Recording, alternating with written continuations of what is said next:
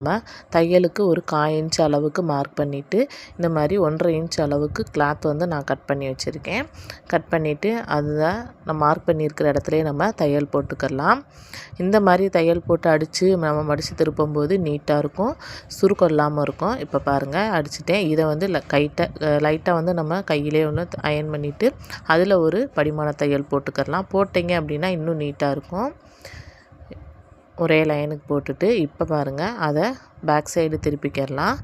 Back side திருப்பிட்டு ஒரு 1/4 inch அளவுக்கு நம்ம மடிச்சுட்டு பாருங்கள் அந்த இதுக்கு மடித்து அதவே திருப்பி ஒரு ஃபோல்டு பண்ணிங்க அப்படின்னா நம்ம தையல் போட்டிருக்க லைன் வரும். இந்த மாதிரி நம்ம ஒரே லைனில் அடிச்சுக்கலாம். அதே மாதிரி நீங்கள் 1 இன்ச்சு அளவா 1.5 இன்ச் அளவான்ற அளவுக்கு கரெக்டாக இருக்கணும். இந்த மாதிரி தைச்சிட்டு வந்தீங்க அப்படின்னா நீட்டாக இருக்கும். பேக் சைடு எந்த ஒரு சுருக்கம் இல்லாமல் நீட்டாக இருக்கும். இந்த டிப்ஸு ஃபாலோ பண்ணி நீங்கள் யூஸ் பண்ணுங்கள்.